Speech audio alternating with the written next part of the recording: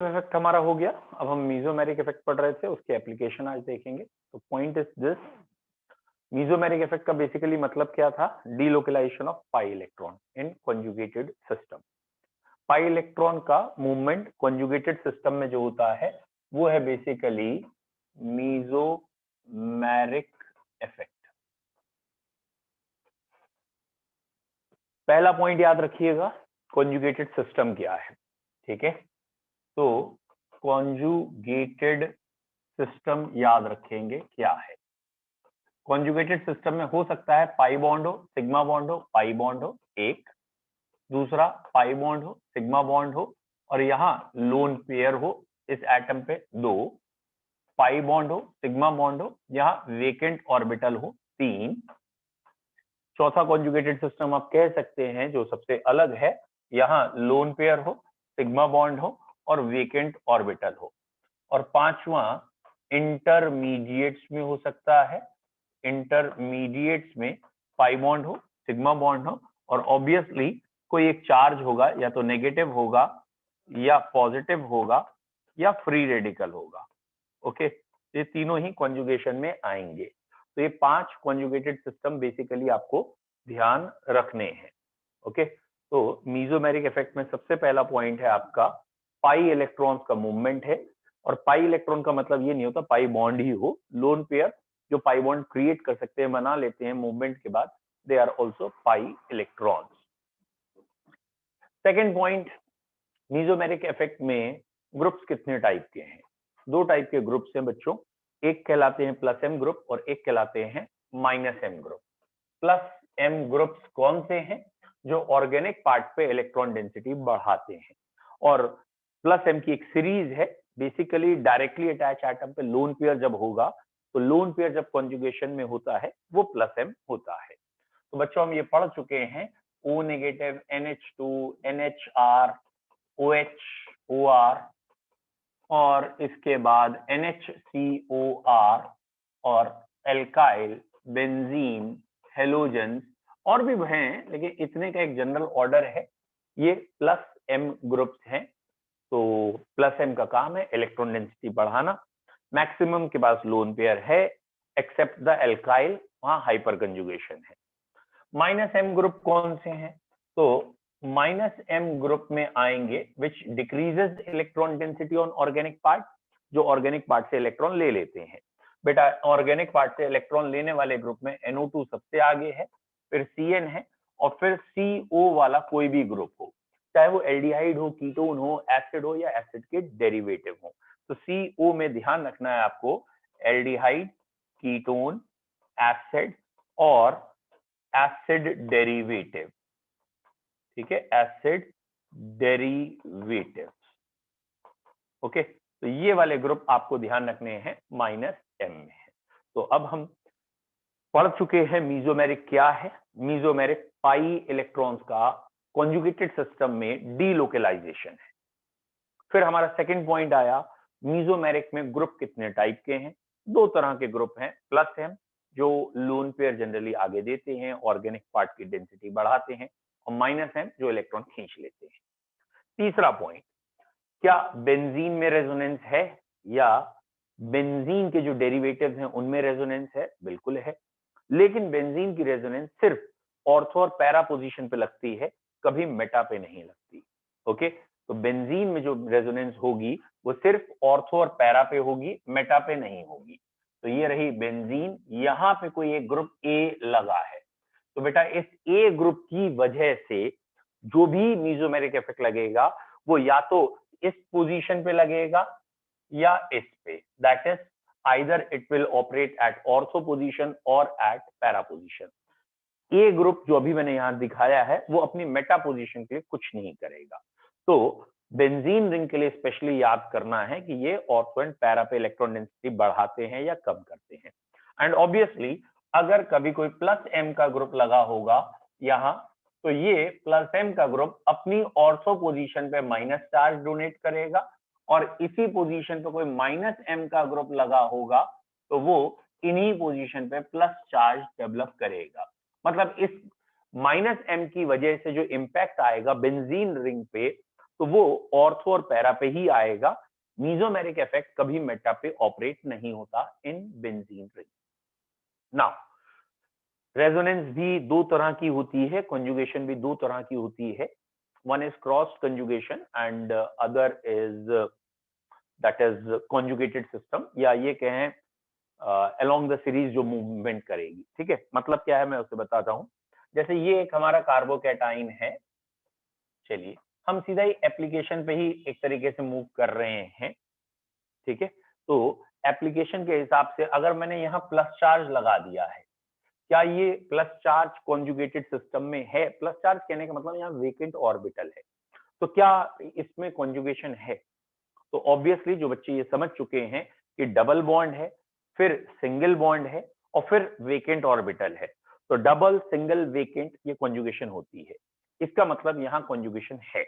अब बच्चों अगला क्वेश्चन ये है कि इस समय यहाँ अगर मैं कार्बन को नंबर कर दूं तो 1 2 3 4 5 6 7 कार्बन है। तो क्या सातों कार्बन पे कंजुगेशन हो रही है, या आई मीन टू से जब ये चार्ज जाएगा तो किस किस कार्बन पे जाएगा? व्हाट आई एम आस्किंग कि इससे पहले जब मैंने बेंजीन के लिए दिखाया था तो मैंने कहा था ऑर्थो और पैरा पोजीशन पे ही चार्जेस जाते हैं, क्योंकि ये अल्टरनेट चार्ज जाते हैं, तो कभी लगातार पे चार्ज नहीं दिख रहे हैं बेंजीन में। यहाँ पे क्या होगा ये क्वेश्चन है। तो जो बच्चे कंजुगेशन समझ चुके हैं वो जरा ध्यान से देखिए, ये वाला इलेक्ट्रॉन यहाँ गए बीच में, ये वाला पाई बॉन्ड कूद के आगे चला गया, और जैसे ही ये वाला पाई बॉन्ड आगे जाएगा तो जो चीजें बाकी हैं वो तो अपनी जगह रही, यहाँ पाई बॉन्ड पहुंच गया और यहाँ प्लस चार्ज आ गया। आपको समझ में आना चाहिए, प्लस चार्ज तीसरे कार्बन पे आ गया। क्यों इस तीसरे कार्बन पे प्लस चार्ज आया? क्योंकि ये जो पहला कार्बन था उसका ऑर्बिटल खाली था, जैसे उसे इलेक्ट्रॉन मिले वो ऑर्बिटल भर गया, उसका प्लस चार्ज खत्म हो गया। लेकिन ये जो तीसरा कार्बन था इसका ये ऑर्बिटल भरा हुआ था, यहाँ पाई बॉन्ड था, तो यहाँ पे बेटा ये ऑर्बिटल क्योंकि भरा हुआ था, ओके, तो अबे मान जा, तो ये ऑर्बिटल भरा हुआ था और ये वाला पाई इलेक्ट्रॉन या ये कहें ये इलेक्ट्रॉन आगे चले गए, तो इस बेचारे थर्ड कार्बन का ऑर्बिटल खाली हो गया। तो चार्जेस 1 से कूद के 3 पे आए। क्या आगे कंजुगेशन है? तो आगे हो सकती है कंजुगेशन, क्योंकि फिर से डबल सिंगल और प्लस है। इसे केमिस्ट्री में कहते हैं एक्सटेंडेड कंजुगेशन, कि आगे एक्सटेंड हो रही है, एक्सटेंडेड। तो ये वाले इलेक्ट्रॉन अब इन दोनों के बीच में आ गए और इन दोनों के बीच में आने से ये स्ट्रक्चर अब बन गया है। ऑब्वियसली यहाँ वाले पे प्लस चार्ज आया ये कार्बन पे, और ये पहले की तरह है, और ये प्लस चार्ज ऑब्वियसली अगर नंबर्स की बात करें तो अब फिफ्थ कार्बन पे गया। ध्यान से देखिए, पहले फर्स्ट कार्बन पे प्लस चार्ज था, फिर थर्ड पे, फिफ्थ पे, अल्टरनेट ही जाना था। अगेन ये इलेक्ट्रॉन यहां आ गए और यहां आने से ये प्लस चार्ज, ये वाला प्लस चार्ज यहाँ पे आएगा। चलो दोबारा बना देता हूं, हटाओ, ठीक है, ये प्लस चार्ज अब, ठीक है, तो यहाँ पे प्लस चार्ज आएगा, दैट मीन्स दिस वन, और ये वाला कार्बन नंबर 7 था, तो 1 क्या ये कॉन्जुगेशन खत्म हो गई, रिपीट होने लगी, या अब आगे फिर कॉन्जुगेशन जा सकती है? तो आंसर इज दिस कि हाँ आगे फिर कॉन्जुगेशन जा सकती है। और अब ये चार्जेस ध्यान से देखिए, यहां से यहां जाएगा और यहां से यहां जाने के बाद ये यहां चार्ज आ जाएगा दिस वन, और ये है carbon number 2 which is different, पीछे वालों से डिफरेंट है।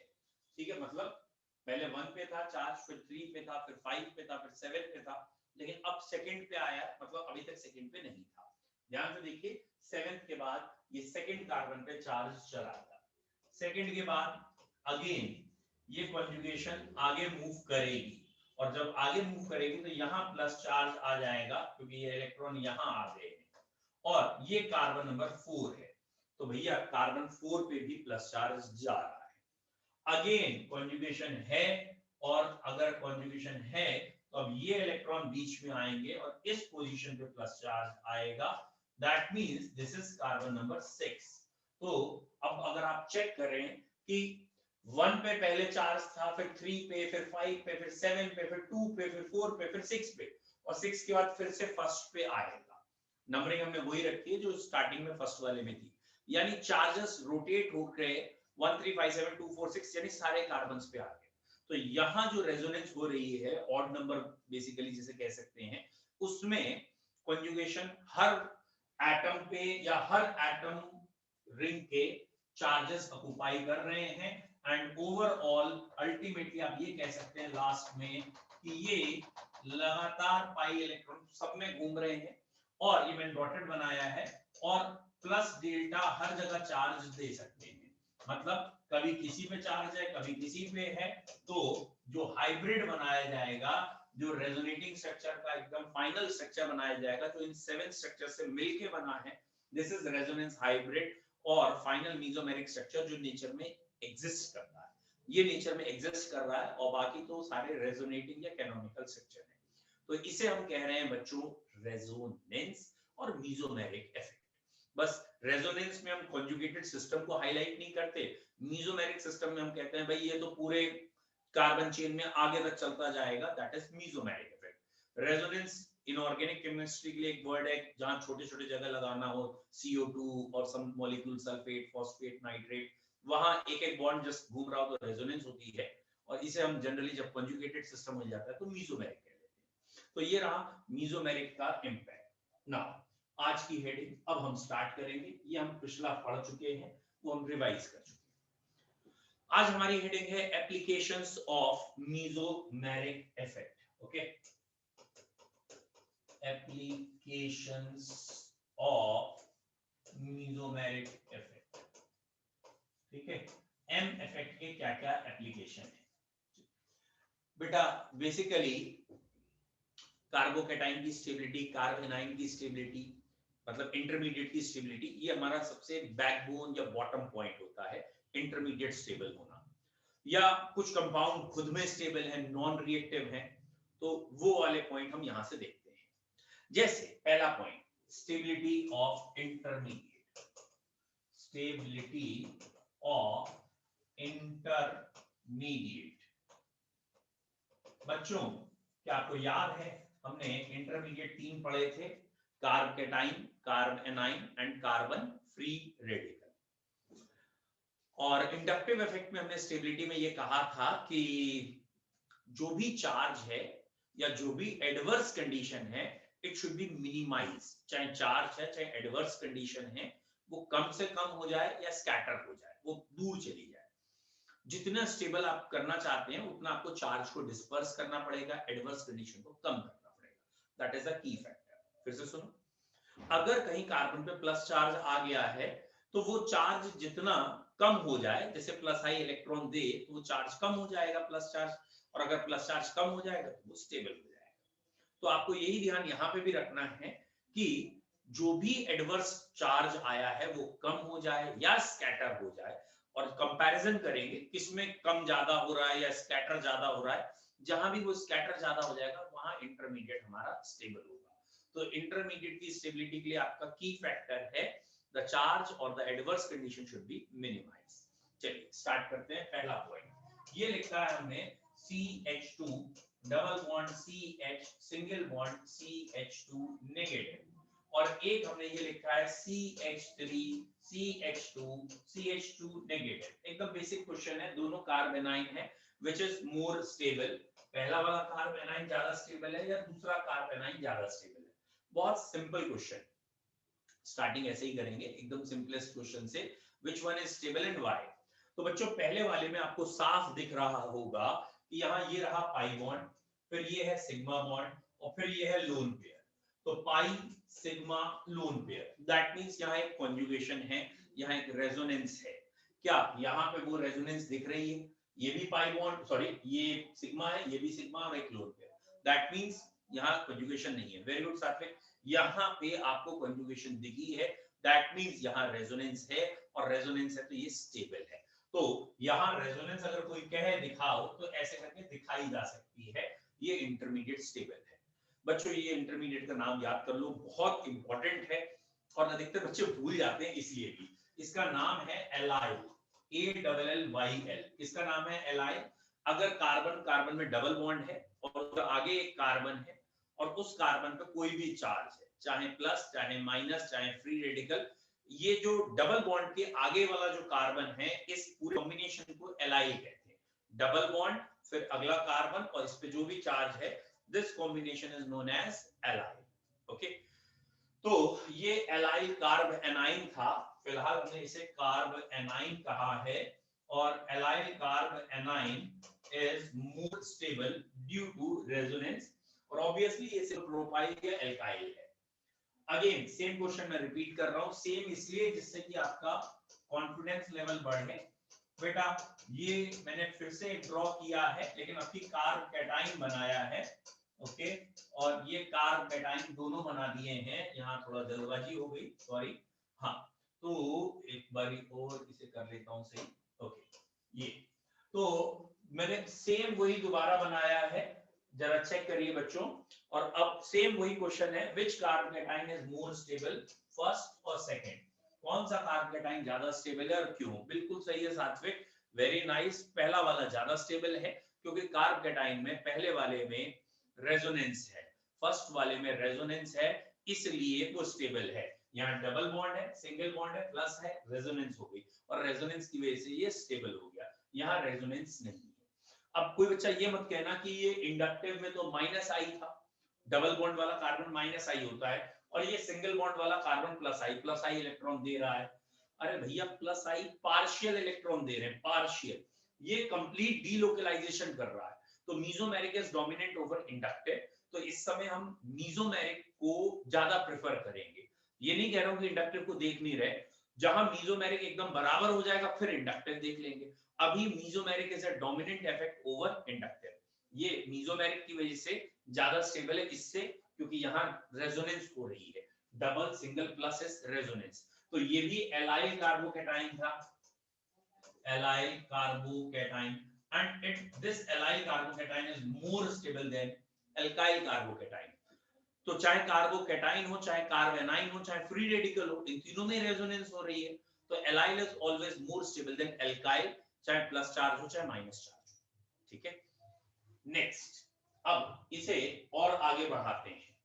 बेटा ये मैंने बनाई है बेंजीन की रिंग, और बेंजीन के ऊपर ये लगाया है CH2 पे प्लस चार्ज, और दोबारा मैंने एक और साइक्लोहेक्सेन की रिंग बनाई है, साइक्लोहेक्सेन शब्द सुन लेना, और यहाँ प्लस चार्ज दिखाया है। और सेम क्वेश्चन वही है, फर्स्ट और सेकंड में कौन ज्यादा स्टेबल है और क्यों, which is more stable among first and second and why. ठीक है, क्योंकि ये पिछला ही एक तरीके से रिपीट हो रहा है, तो शायद ही किसी बच्चे को दिक्कत हो।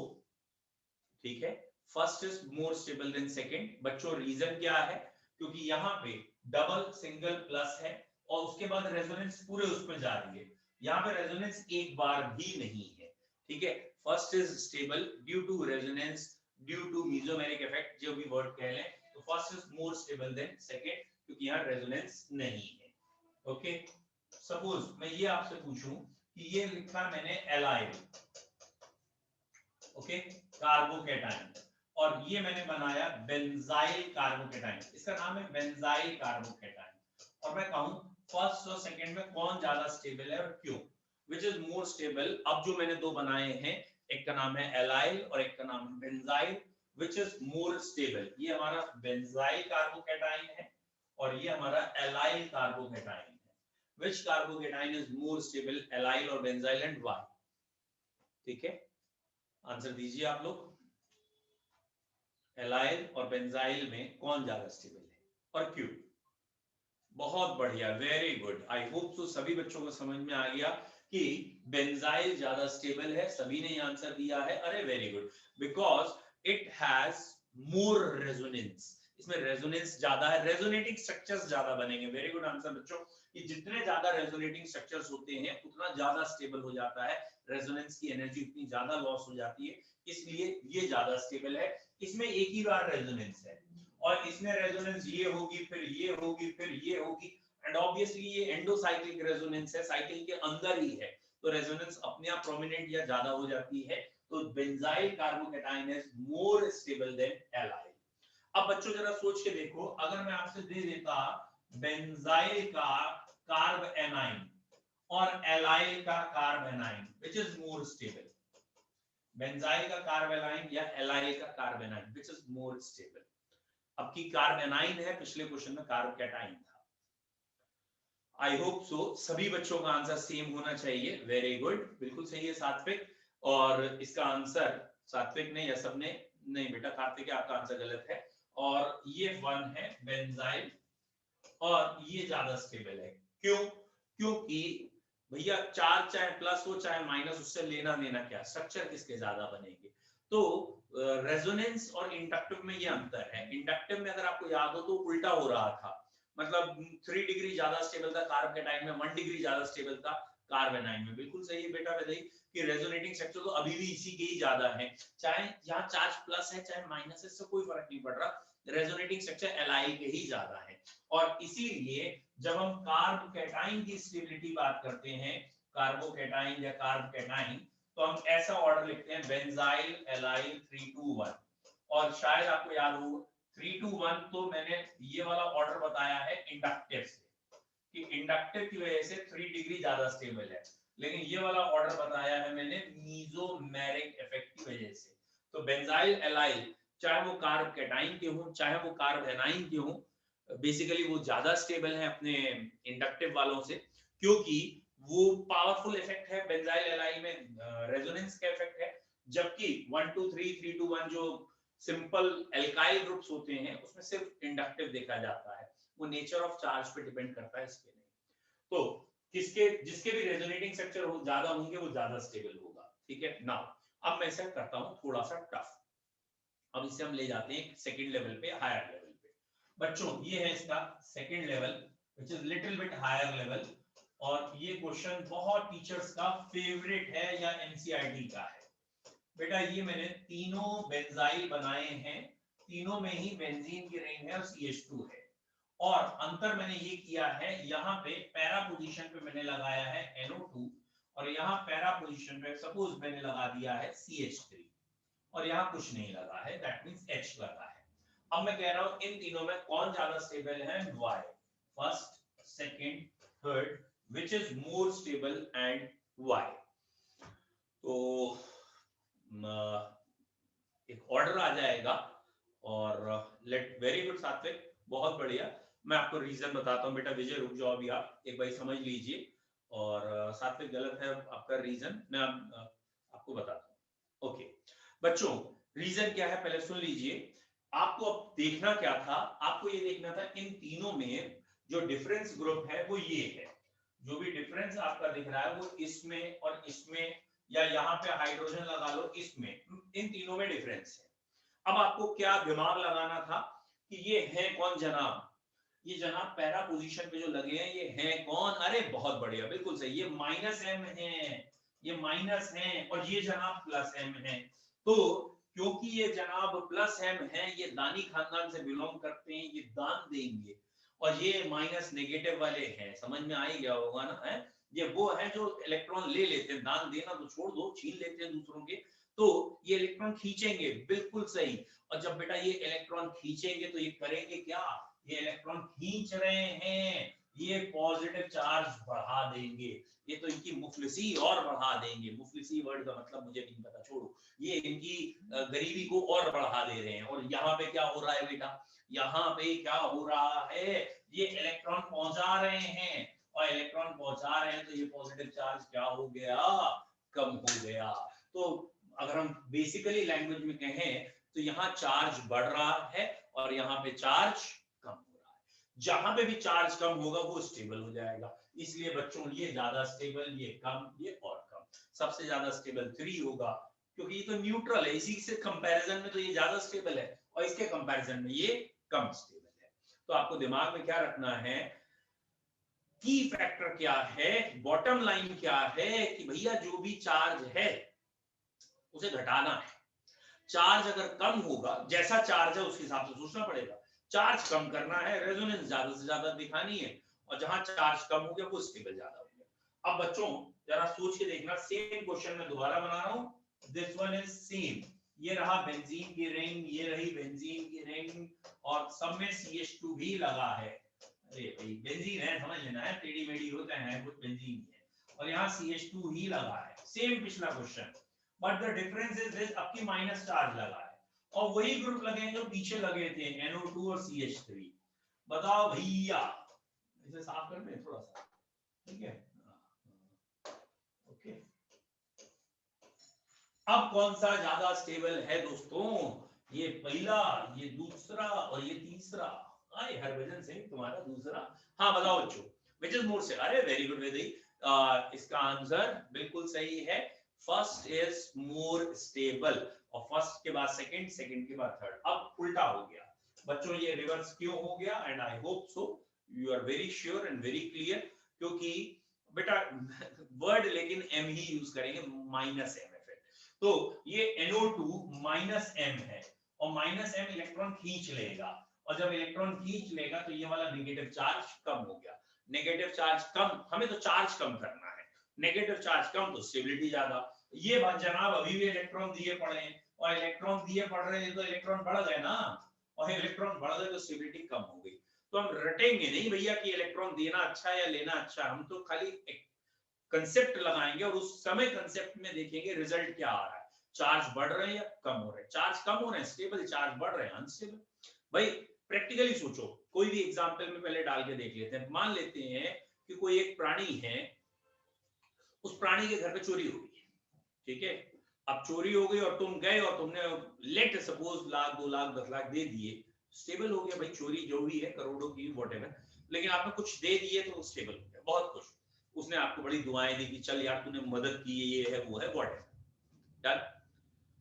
अब इसी प्राणी के घर मान लेते हैं कुछ टाइम बाद इनकम टैक्स वाले छापा मारते हैं, पैसा ढूंढ रहे हैं, इसके बाद पैसा बहुत है। अब जब ये पैसा ढूंढ रहे हैं, इनकम टैक्स वाले खड़े हैं, और तुम भी पहुंच जाते हो, और तुम अपनी दोस्ती दिखाते हो, ये ले 10 लाख और ले, ये तेरे 2 नंबर का पैसा मेरे पास भी, तू ले ले। अब ये पैसा क्या इसको स्टेबल करेगा, तो भैया पहले तो मरा हुआ वैसे ही था, तुम और मारने पहुंच गए, है ना, तुम दोस्ती के रूप में दुश्मनी निभाने चल रहे हो, तो ये काम यही कर रहा है। यहाँ इलेक्ट्रॉन पहले से ज्यादा है, ये और इलेक्ट्रॉन दिए पड़ा है, ये भी इलेक्ट्रॉन ले ले, ये भी इलेक्ट्रॉन ले ले, ये ऊपर इनकम टैक्स की रेड पड़ी हुई है और ये इलेक्ट्रॉन लिए पड़ा है, तो ये ना चलेगा। तो what is the basic point, कि आपको ये देखना है कि अगर प्लस चार्ज है, अगर प्लस चार्ज है तो इलेक्ट्रॉन आएगा, चार्ज कम स्टेबल ज्यादा, और अगर माइनस चार्ज है तो इलेक्ट्रॉन जाएगा तो स्टेबल ज्यादा। अब पूछिए सात्विक, क्या पूछ रहे भैया, मुझे आवाज ना आ रही। बेंजीन माइनस, बेंजीन में माइनस एंड प्लस, अबे कोई इससे कोई लेना देना नहीं, कौन स्टेबल है ये भैया, क्वेश्चन ये है, ठीक है, और आवाज आप लोगों की नहीं आ रही क्योंकि वही है, बीच में कॉल आ गई तो फिर गड़बड़ हो गया। तो आपको हमेशा ये नहीं सोचना, कंपैरिजन है, दो चीजें कंपेयर करनी है भैया, कोई इंडिविजुअल आपको डायरेक्ट नहीं बता सकता कि बेंजीन के ऊपर CH2 लगा है प्लस में और एक CH2 लगा माइनस में, इन दोनों में कौन स्टेबल है। अबे बेवकूफ, वो कंपैरिजन सेम चीजों में होता है, जब सेम चीजें होंगी तभी कंपैरिजन होगा, जब डिफरेंट चीजें होंगी तो कंपैरिजन नहीं होगा, समझ में आ गया। तो आपसे कभी ये क्वेश्चन नहीं पूछा जाएगा एक बेंजीन पे प्लस है एक बेंजीन पे माइनस है, अब कौन स्टेबल है। अबे जब रिएक्शन हो रही होगी तो उस समय कंडीशन में जो प्लस होंगे या माइनस होंगे सब पे एक जैसे आ रहे होंगे, फिर हमें देखना होगा which is more stable and less. चलिए थोड़ा सा और टफ करते हैं, थोड़ा सा क्या, ये अच्छा खासा टफ है, जो बच्चा बता देगा उसकी नॉलेज बहुत बढ़िया है। भैया ये बेंजीन है, यहाँ प्लस आ चुका है, यहाँ पे भी प्लस आ चुका है, और ये मैंने बेंजाइल के 4 इंटरमीडिएट बना दिए हैं प्लस वाले। और अब मैं इस क्वेश्चन को थोड़ा सा पहले टफ कर रहा हूँ, लिटिल टफ, बहुत ज्यादा नहीं, लेकिन फिर भी कई गलत करेंगे, गारंटी दे रहा हूँ। यहाँ पे ऑर्थो पे NO2 लगाया है, मेटा पे NO2 लगाया है, पैरा पे NO2 लगाया है, और नहीं लगाया NO2, ये 4 दे दिए मैंने इंटरमीडिएट। और अब आपको ऑर्डर बताना है, give order of their stability, आपको बताना है कौन सा ज्यादा स्टेबल है कौन सा कम स्टेबल है, give order of their stability. फिर से सुन लीजिए, ये बेंजीन की रिंग है, इनमें प्लस चार्ज दिखाए हैं यानी कार्बोकेटाइन है, और मैंने NO2 लगाए हैं, NO2 ऑब्वियसली -M ग्रुप होता है, -I ग्रुप होता है, और ऑर्डर बताना है 1 2 3 4 में कौन ज्यादा स्टेबल है, कौन सा कम स्टेबल है। लेट्स सी कौन बच्चा पहले है। अरे वेरी गुड, सात्विक आपने कहा 4 सबसे ज्यादा है, फिर 1 है, फिर 2 है, फिर 3। सात्विक थोड़ा सा गलत है, थोड़ा सा गलत है, सही करो। सात्विक गलत है लेकिन अभी ओके। वेदई कह रही है 4 ज्यादा है, फिर 3 है, गलत है वेदई आपकी। और बच्चे बताएं। विजय भसीन आपने कहा 3 है, फिर 4 है, बिल्कुल गलत है विजय। मैंने कहा था ना अच्छे अच्छे, जबकि मैंने अभी बहुत बढ़िया सात्विक, लेकिन अभी भी गलती है। वेरी नाइस सात्विक, वेल ट्राई, बट गलती अभी भी है, एक सिली मिस्टेक अभी भी है। अब हुई ना बात, ये बच्चा कौन है, विजय भसीन। गलत है बेटा विजय, आपने कुछ तो किया लेकिन गलत है। चलिए ये सात्विक, विजय, विदई तीन ही जने आंसर दे रहे हैं, बाकी तो जैसे कहते हैं ना 26 जनवरी का आनंद ले रहे हैं। उन्हें लग रहा है नरेंद्र मोदी की स्पीच चल रही है, सुनो चले जाओ। हैं क्यों भैया, अभिषी या जो भी हैं, निखिल खाली घूमने आयो का आज? हैं निखिल, अभिषी या और जो भी हो, ये काहे नहीं बोल रहे हैं? चल ना बोले, ये मौन व्रत पे भी हो सकते हैं, कई लोग 26 जनवरी को मौन व्रत रखते हैं, हो सकता है इन्होंने रखा आज, है ना, कोई बात नहीं, रखो व्रत। अब इसका आंसर मैं आपको बता देता हूं, ठीक है, व्रत वाले भी देख लो, बिना व्रत वाले भी देख लो। इसमें एक्चुअली प्लस चार्ज है, और सबसे पहले आपको ये सोचना था कि NO2 ग्रुप जो होता है वो -M होता है और -I ही होता है, और इसलिए माइनस वाले ग्रुप तो इलेक्ट्रॉन खींचेंगे, चार्ज बढ़ाएंगे, अनस्टेबल करेंगे। तो ये तो गारंटेड है कि सिर्फ फोर्थ वाला स्ट्रक्चर जो है उसमें ये NO2 नाम का बवाल नहीं है, और फोर्थ वाला सबसे ज्यादा स्टेबल होगा। फोर्थ वाला सबसे ज्यादा स्टेबल क्यों होगा? क्योंकि NO2 का बवाल उसमें है ही नहीं। फोर्थ वाले स्ट्रक्चर में ना तो -M लग रहा है, ना ही -I लग रहा है, इसलिए fourth structure is most stable. Fourth वाला क्यों ज्यादा स्टेबल है? क्योंकि उसमें ना तो मीजोमेरिक का ग्रुप लग रहा है, ना इंडक्टिव में, और मीजोमेरिक और इंडक्टिव में ये ग्रुप दोनों ही केसेस में इसकी इमेज खराब है, माइनस में है, इलेक्ट्रॉन लेता है, इसलिए दोनों ही केसेस में ये गलत है। अब फोर्थ के बाद आप लोगों ने गलत किया है, सेकंड आना था। काहे सेकंड आना था? फोर्थ के बाद मीजोमेरिक, मतलब सेकंड पे मेटा पोजीशन पे NO2 है, और मेटा पोजीशन में मीजोमेरिक नहीं लगता, और सिर्फ इंडक्टिव लगता है, और इंडक्टिव लग रहा है ये इलेक्ट्रॉन खींच रहा है, लेकिन ये इंडक्टिव है ना, इंडक्टिव है। आप सही आंसर, इंडक्टिव है, लेकिन आप समझ रहे हो ना, इंडक्टिव का काम थोड़ा सा ही खींचना है, ज्यादा नहीं, तो फिर भी इससे कम स्टेबल है, लेकिन हाँ बाकी दोनों से ज्यादा है। इसके बाद हमारा आना था थर्ड, क्योंकि थर्ड में मीजोमेरिक है और इंडक्टिव भी है, दोनों है, तो भैया दो दो लेके बैठा है, और दोनों के दोनों ही माइनस है तो घटाएगा। और फर्स्ट सबसे कम है, मीजोमेरिक है, इंडक्टिव है, और एक्चुअली इन दोनों का मीजोमेरिक बराबर है, इन दोनों का मीजोमेरिक बराबर है। अब हमें इंडक्टिव देखना, किसका कम है किसका ज्यादा है। तो बच्चों इंडक्टिव में अगर आपको याद हो, जो ऑर्थो पोजीशन थी उसका इंडक्टिव काफी ज्यादा था, इसका इंडक्टिव हाई था, और इंडक्टिव में ये -I हाई है, -I हाई, इलेक्ट्रॉन खींच लिए ना, ज्यादा खींच लिए तो चार्ज बढ़ गया, और इसलिए इसका आंसर आ गया 4 सबसे ज्यादा स्टेबल, 4 के बाद 2, 2 के बाद 3, 3 के बाद 1। This is the correct answer. बताइए बच्चों, समझ में आया या नहीं आया? अगर आ गया तो 1, नहीं आया तो फिर से एक्सप्लेन करते हैं।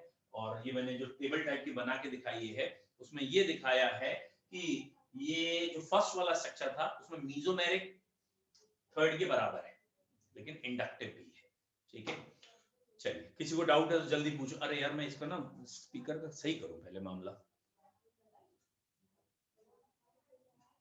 कुछ बोल के देखो, शायद आवाज आ जाए। मुझे नहीं आ रही।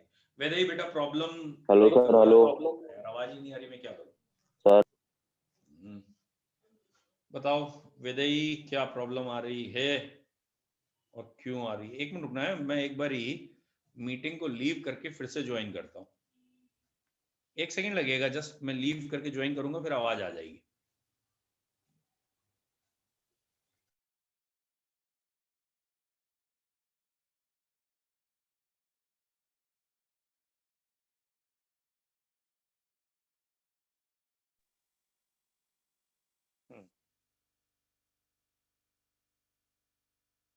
कोई बच्चा बोलो। Good evening sir.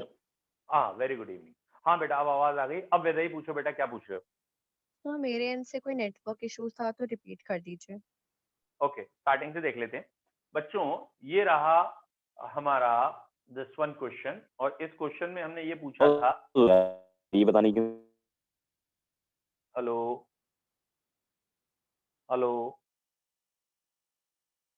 चलो मैं बोल रहा हूँ बेटा, अब चेक कर लीजिएगा, नहीं तो रिकॉर्डिंग में तो आ ही रहा है। चलिए देखते हैं। यहाँ कार्बोकेटाइन है, चारों 4 कार्बोकेटाइन है और NO2 ग्रुप लगा है। ऑब्वियसली इतनी यूनिट हमारी, मतलब जिसको कंपैरिजन करना है वो थोड़ा कॉमन सेंस से सोचेंगे बच्चों। ये हमारी यूनिट सब में कॉमन है। और अब हमें NO2 का इम्पैक्ट देखना है कि NO2 इनके लिए क्या क्या कर रहा है। तो एक बारी NO2 ऑर्थो पे लगा है, एक बारी NO2 मेटा पे लगा है, एक बारी NO2 पैरा पे लगा है, और यहाँ NO2 नहीं लगा है।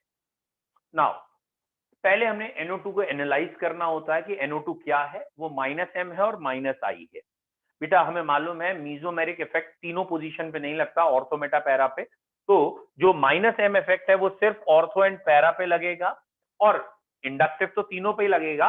ऑर्थो पे सबसे ज्यादा लगेगा, फिर मेटा पे, फिर पैरा पे। आपको याद होगा कि इंडक्टिव इफेक्ट डिस्टेंस के साथ कम हो जाता है, पैरा पे सबसे कम है, ऑर्थो पे सबसे ज्यादा है। अब हमने इसको अप्लाई करना शुरू किया तो हमने ये देखा कि जहां पे भी चार्ज कम होगा वहां स्टेबल ज्यादा होगा।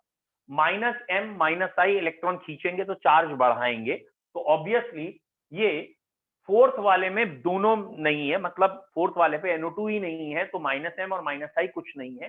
तो यहाँ चार्ज फिलहाल कम होगा, यहाँ चार्ज कम होगा। और सेकंड वाले में -I आया एट मेटा पोजीशन। यहाँ मेटा पोजीशन पे -I होता है, और मेटा पोजीशन पे ऑब्वियसली मीजोमेरिक नहीं लगता, क्योंकि ये मेटा पोजीशन है तो मीजोमेरिक नहीं लगेगा। तो चार्ज थोड़ा सा बढ़ गया पहले से थोड़ा सा चार्ज क्यों बढ़ गया?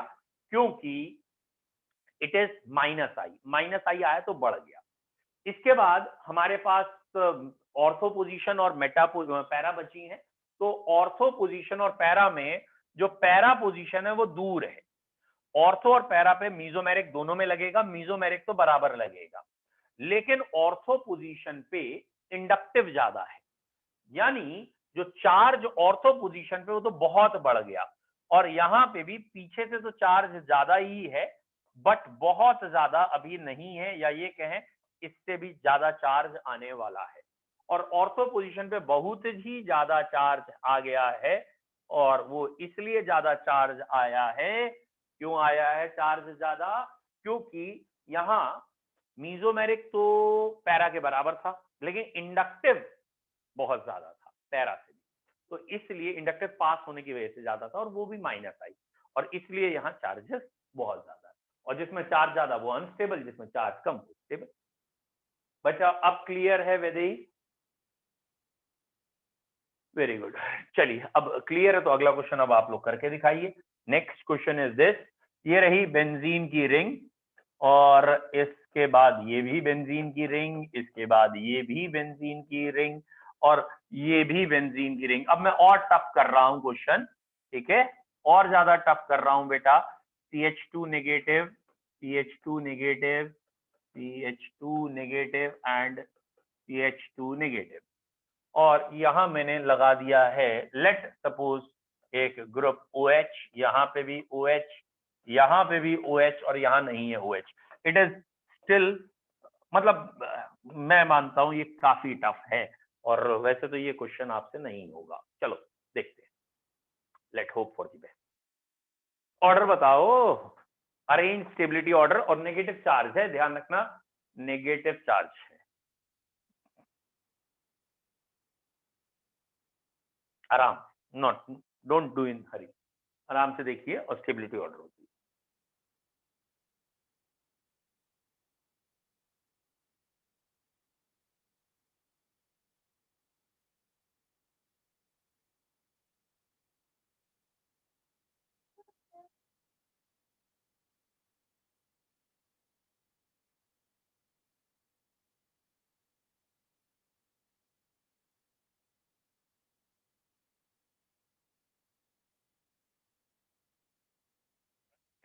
ओके चलिए अब आंसर स्टार्ट करें बताना। वेदई ने 1 देन 3 देन 2 देन 4 दो बच्चों का सेम आया, 1 सबसे ज्यादा स्टेबल है।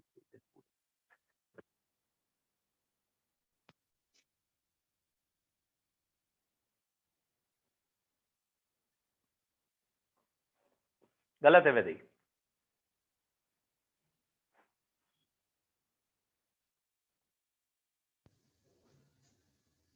चलिए मैं आपको इसका आंसर बताता हूं बच्चों। इसका आंसर है, अभी गलत है आप लोगों का, मैं इसका आंसर बताता हूँ, इस पे आप वर्क करिए, बताइए क्या समझ में आया या मेरा गलत है, ये भी आप बताएंगे। और यहाँ पे माइनस चार्ज था ना, ठीक है। अकॉर्डिंग टू मी जो मुझे लग रहा है इसका आंसर, नहीं बेटा गलत है ये भी। Second is most stable followed by fourth followed by first followed by third. मुझे ये आंसर लग रहा है। अब ये वाला आप क्वेश्चन एज ए होमवर्क लेके जा रहे हैं, इसे करिएगा, फिर हम डिस्कस कर लेंगे। और क्योंकि अभी फिर एक कॉल आ गया था तो फिर आवाज आपकी नहीं आएगी मुझे।